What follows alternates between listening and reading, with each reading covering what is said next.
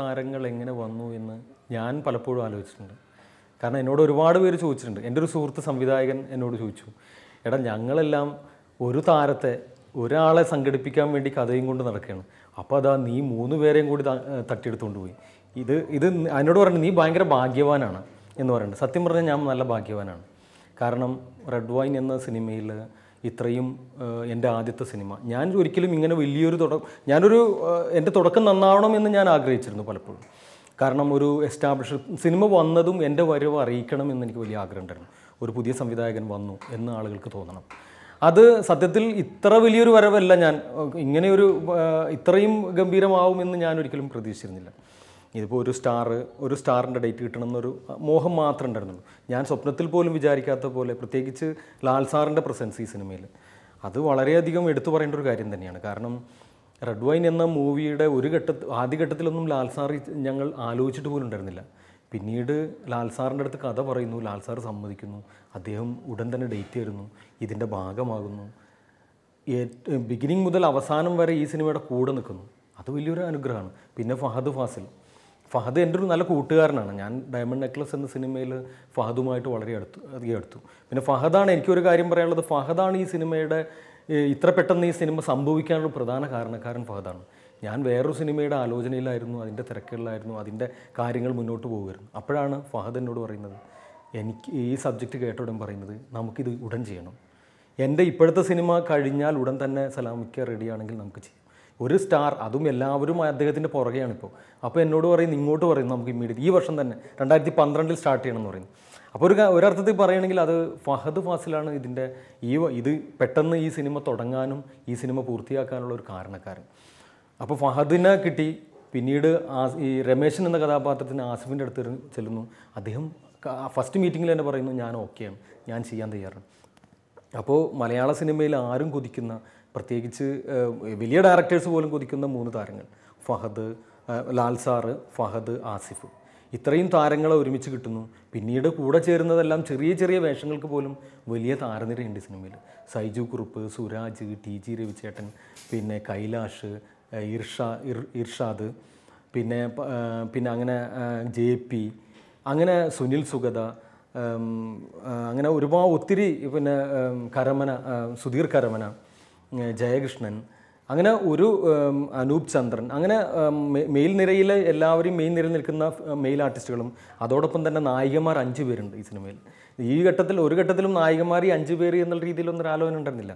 ശരിക്കും 1-2 പേര് എന്നുള്ള രീതിയിലായിരുന്നു. പിന്നീട് ചെറിയ കഥാപാത്രങ്ങൾക്ക് പോലും വലിയ സ്റ്റാർസ് ഈ സിനിമയിലേക്ക് വന്നു. അതും മീര നന്ദൻ, അനുശ്രീ, മേഘ്ന രാജ്, പിന്നെ മിയ, പുതിയൊരു കുട്ടി ഇൻട്രൊഡ്യൂസ് ചെയ്തു, അത് മറിയ ജോൺ.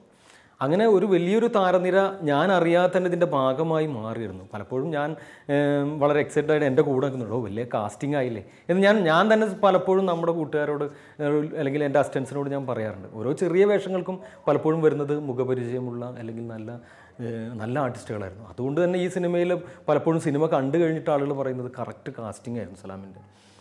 അത് ഒരു തുടക്ക സംവിധായകൻ, ഒരു ആദ്യ സംരംഭം എന്നുള്ള രീതിയിൽ ഞാൻ വളരെ ഭാഗ്യവാനാണ്. ഇത് ഞാൻ അറിയാതെ സംഭവിച്ച കാര്യങ്ങളാണ് ഈ സിനിമയിൽ. ഈ സിനിമ തീർക്കാൻ ഞാൻ 45 ദിവസമാണ് സിനിമയുടെ തുടക്കകാലത്ത്. ഇപ്പോൾ ഇത്രയും ആർട്ടിസ്റ്റുകൾ വരുന്നതിന് മുമ്പ് തന്നെ ഞാൻ ഫസ്റ്റ് മീറ്റിങ്ങിൽ പ്രൊഡ്യൂസറോട് പറഞ്ഞൊരു കാര്യമുണ്ട്, 45 ദിവസം എനിക്ക് ഷൂട്ട് ചെയ്യാൻ പറ്റണം. പക്ഷേ വളരെ ഭാഗ്യം കൊണ്ടാണ് തോന്നുന്നത് എനിക്ക് 42 ദിവസം കൊണ്ട് ഈ പടം തീർക്കാൻ പറ്റി. പിന്നെ ആർട്ടിസ്റ്റിൻ്റെ കാര്യമാണെങ്കിൽ ഒരു ആർട്ടിസ്റ്റിന് വേണ്ടിയിട്ടും എനിക്ക് സിനിമയുടെ ഇടയിൽ വെയിറ്റ് ചെയ്യേണ്ടി വന്നിട്ടില്ല. ഇപ്പോൾ ഷോട്ട് റെഡിയായി, ലൈറ്റപ്പ് കഴിഞ്ഞു, ആർട്ടിസ്റ്റ് വരാൻ വേണ്ടിയിട്ട് ഇരിക്കുന്ന ഞാൻ ഒരുപാട് സെറ്റുകളിൽ കണ്ടിട്ടുണ്ട്. കാരണം അവർ വരും, അവർ ചിലപ്പോൾ ഒന്ന് ഫോൺ ചെയ്തുകൊണ്ടിരിക്കുകയാണ്, അല്ലെങ്കിൽ ആരോട് ഗസ്റ്റുമായിട്ട് സംസാരിച്ചുകൊണ്ടിരിക്കുകയാണ്, അത് കഴിഞ്ഞിട്ട് വരും, നമ്മളോട് ലൈറ്റപ്പൊക്കെ ചെയ്ത് കാത്തിരിക്കുന്ന ഒരുപാട് സിനിമകളുണ്ടായിട്ടുണ്ട്. ഞാൻ വർക്ക് ചെയ്ത സിനിമകളിലും പലപ്പോഴും അങ്ങനെ അനുഭവങ്ങളുണ്ടായി. പക്ഷേ ഈ ഒരു സിനിമയിൽ എന്നെ വളരെയധികം 100% ബഹുമാനത്തോടെയായിരുന്നു എല്ലാ ആർട്ടിസ്റ്റുകളും കണ്ടിരുന്നത്. എനിക്ക് പലപ്പോഴും തോന്നിയിട്ടുണ്ടെന്ന് പറഞ്ഞു കഴിഞ്ഞാൽ എനിക്ക് ഫസ്റ്റ് ഡേ ഞാൻ ലാൽ സാറിൻ്റെ മുഖത്ത് ക്യാമറ വെച്ചിട്ടാണ് സിനിമ ആക്ഷൻ പറയുന്നത്. അങ്ങനെ ലാൽ സാറിൻ്റെ ഫേസിൽ ക്യാമറ വെച്ച് അങ്ങനെ ആക്ഷൻ പറഞ്ഞു. അതുവരെ എനിക്ക് ആശങ്കകളുണ്ടായിരുന്നു, എങ്ങനെയായിരിക്കും ലാൽ സാറിൻ്റെ ബിഹേവിയർ.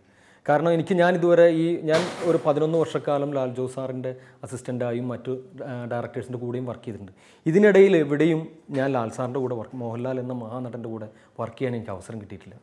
അപ്പോൾ എനിക്കറിയില്ല ലാൽ സാറിൻ്റെ ആറ്റിറ്റ്യൂഡ് എങ്ങനെ. കേട്ടിട്ടുണ്ട് നല്ല കോപ്പറേറ്റീവ് ആണെന്ന് കേട്ടിട്ടുണ്ട്. പിന്നെ ഒരു വലിയ നടനാണ്, എങ്ങനെയായിരിക്കും അദ്ദേഹത്തോട് ഞാൻ പറയേണ്ടത്, ഏത് രീതിയിലാണ് അദ്ദേഹം എടുക്കുന്നതെന്ന് അറിയില്ല. അങ്ങനെ ഫസ്റ്റ് ഡേ അദ്ദേഹത്തിൻ്റെ ഫേസിൽ ക്യാമറ വെച്ച് തുടങ്ങി ആക്ഷൻ പറഞ്ഞോടെ ആ ഒരു ആശങ്ക മുഴുവൻ എനിക്ക് ദൂരീകരിക്കപ്പെട്ടു. കാരണം അദ്ദേഹം ഒരു ഡയറക്ടറുടെ ആർട്ടിസ്റ്റാണ് എന്നെനിക്ക് ബോധ്യമായി. കാരണം ഞാൻ പറയുന്ന ഞാനൊരു പുതിയ ഡയറക്ടറാണ് എന്നുള്ള രീതിയിൽ അദ്ദേഹം എനിക്ക് ആ ഒരു രീതിയിൽ ചിന്ത എന്നിൽ ഉണ്ടാക്കാത്ത രീതിയിൽ വളരെ കംഫർട്ടബിളായിട്ടാണ് അദ്ദേഹം എന്നോട് ബിഹേവ് ചെയ്തിരുന്നത്. പലപ്പോഴും എനിക്ക് തോന്നിയിട്ടുണ്ട് ഇദ്ദേഹം ഒരു പുതുമുഖ നടനാണോ എന്ന്. കാരണം പലപ്പോഴും എന്നോട് ചെറിയ ചെറിയ സംശയങ്ങൾ, ഇതിങ്ങനെ ചെയ്തോട്ടെ അല്ലെങ്കിൽ അങ്ങനെ ചെയ്യുന്നു, വളരെ പ്ലസൻ്റായിട്ട് അല്ലെങ്കിൽ വളരെ ഭവ്യതയോടുകൂടിയാണ് അദ്ദേഹം ചോദിക്കുന്നത്. അദ്ദേഹം ചോദിക്കുമ്പോൾ നമുക്ക് അയ്യോ സാർ എന്താണ് അങ്ങനെ, അത് ചെയ്തോളൂ സാർ എന്ന് പറയാനും തോന്നും നമുക്ക്. കാരണം അത്രയും അല്ലെങ്കിൽ ഇങ്ങനെ ചെയ്താൽ കുഴപ്പമുണ്ടോ, ഓരോ ക്യാരക്ടറിൻ്റെയും സ്പെഷ്യാലിറ്റി അല്ലെങ്കിൽ ഞാൻ പറയുന്ന കാര്യങ്ങൾ വളരെ വ്യക്തമായി കേട്ടിട്ട് അതിനനുസരിച്ച് അദ്ദേഹം ബിഹേവ് ചെയ്യാറുണ്ട്, അഭിനയിക്കാറുണ്ട്. അപ്പോൾ ആ ഒരു സൈഡിൽ നിന്ന് എനിക്ക് അങ്ങനെ ഒന്നും ഉണ്ടായിട്ടില്ല. പിന്നീട് ഫഹദും ആസിഫും ആണെങ്കിൽ ഇവർ രണ്ടുപേരും എൻ്റെ കൂട്ടുകാരെ പോലെയാണ്. ഇപ്പോൾ ഞാൻ വയനാടും കോഴിക്കോടൊക്കെ ഷൂട്ട് ചെയ്യുന്ന സമയത്ത് കൂട്ടുകാരോടൊപ്പം പിക്നിക്കിന് വന്ന ഒരു പ്രതീതിയായിരുന്നു എനിക്കുണ്ടായിരുന്നു. അപ്പോൾ അതുകൊണ്ട് തന്നെ ഒരു രീതിയിലും ഒരാളെ എനിക്ക് മേക്കേണ്ടി വന്നിട്ടില്ല. ഇപ്പോൾ ഫഹദിനെയൊന്നും ഒരിക്കലും ഫഹദ് നമ്മുടെ കൂടെ തന്നെ ഉണ്ടാവും. ഫഹദും ആസിഫാണെങ്കിലും ഇപ്പോൾ മാറിയിരുന്ന് ഒരു ക്യാരവാനിൽ പോയി ഇതുവരെ ഈ സിനിമയിൽ അങ്ങനെ ക്യാരവാൻ ആരും അങ്ങനെ ഉപയോഗിച്ചിട്ടില്ല. അപ്പോൾ ഫഹദും ആസിഫൊന്നും ക്യാരവാനിൽ പോയിട്ടില്ല. കാരണം അവർ എൻ്റെ കൂടെ തന്നെ ഉണ്ടാവും, എൻ്റെ ചുറ്റും ഉണ്ടാവും. അപ്പോൾ അതുകൊണ്ട് തന്നെ ഞാൻ എൻ്റെ ഡിസ്കഷനിലൊക്കെ അവർ ഭാഗമാവും. ഇപ്പോൾ ഞാൻ ഷോട്ട് വെക്കുന്നു, അവർ ഓക്കെ കൊള്ളാം നല്ലതെന്നൊക്കെ പറയുന്നു, എൻ്റെ കൂടെ ഇരിക്കുന്നു, ഞങ്ങൾ ഒരുമിച്ചിരുന്ന് തമാശ പറയുന്നു. അപ്പോൾ അതിൻ്റെ കൂടെ തന്നെ ഇപ്പോൾ പോയി വിളിക്കേണ്ട ഘട്ടം പോലും ഇല്ല. അപ്പോൾ ഇവരെല്ലാം ഇതിൻ്റെ ഭാഗം തന്നെ. അതുപോലെ തന്നെ ഇപ്പോൾ ഈ ലാൽ സാർ അങ്ങനെ ബിഹേവ് ചെയ്യുമ്പോഴും മറ്റുള്ളവർ ബിഹേവ് ചെയ്യും, മറ്റുള്ളവരെ കുറിച്ച് പിന്നെ പറയേണ്ട കാര്യമില്ല. അവർ പിന്നെ സുരാജാണെങ്കിലും ആരും ഒരു തലവേദന, TJ രവിചേട്ടനൊക്കെ വളരെ വളരെ അടുത്ത ഒരാളെ പോലെയാണ് നമ്മുടെ ബിഹേവ് ചെയ്തിരുന്നത്. അദ്ദേഹമാണ് ഏറ്റവും സീനിയർ നടൻ ഈ സിനിമയിൽ അഭിനയിച്ചത്. പക്ഷെ ഒരു തരത്തിലും ആരും ഈ നായികമാരാണെങ്കിലും ആരും അങ്ങനെ എല്ലാവരും നമ്മുടെ കൂടെ ഉണ്ടായിരുന്നു. ഇപ്പോൾ അവരുടെ ഒരു ലോകം എന്ന് പറഞ്ഞ് മാറിയിരുന്നിരുന്നില്ല. എല്ലാവരും ഒരു റൂമിലാണെങ്കിൽ തൊട്ടടുത്ത മുറിയിലുണ്ട്, ഈ തൊട്ടടുത്ത മുറിയിൽ നിന്ന് എനിക്ക് റെഡി എന്ന് ഇവിടെ നിന്ന് ഓക്കെ പറയുമ്പോഴേ അവരോട് എത്തിയിരിക്കും. അല്ലാതെ വേറൊരു സ്ഥലത്ത് ചെന്നിരിക്കേണ്ട കാര്യമില്ല. അല്ലെങ്കിൽ ഇപ്പോൾ തെരുവുകളിലൊക്കെ ഷൂട്ട് ചെയ്യുന്ന സമയത്ത് ആ കടത്തിണ്ണയിലൊക്കെയാണ് അവരിയ്ക്കുന്നത്. അപ്പോൾ ആളുകൾക്കൊക്കെ ആ ഒരു രീതിയിൽ വളരെ അടുപ്പം തോന്നി എല്ലാവരോടും.